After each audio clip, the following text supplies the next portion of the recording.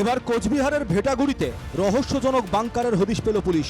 এর আগে নদিয়ার কৃষ্ণগঞ্জ থানার মাঝদিয়ায় ভারত বাংলাদেশ সীমান্তে 4টি বাংকারের খোঁজ পেয়েছিল পুলিশ, যেখান থেকে উদ্ধার হয়েছিল 1,40,00,000 টাকা মূল্যের নিষিদ্ধ কফ সিরাপ। মঙ্গলবার ভেটাগুড়ির বাড়িটিতে অভিযান চালায় পুলিশ। একজনকে আটক করা হয়েছে বলে খবর।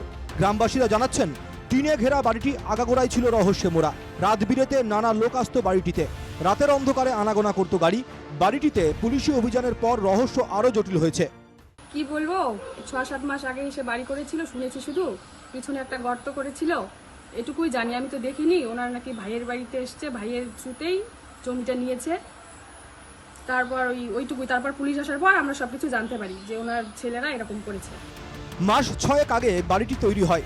থাকতেন হোসেন আলী ও তার 2 ছেলে হাসান ও ওসমান সহ পরিবারের আরও কয়েকজন সদস্য।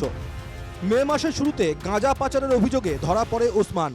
কিন্তু ওনার ছেলেরা যে এরকম গাঞ্জা যেরকম 20 দিন 25 দিন আগে গাঞ্জা গাড়ি ধরছিল গাঞ্জা সহকারে, সেটা আমরা পরে জানতে পারলাম।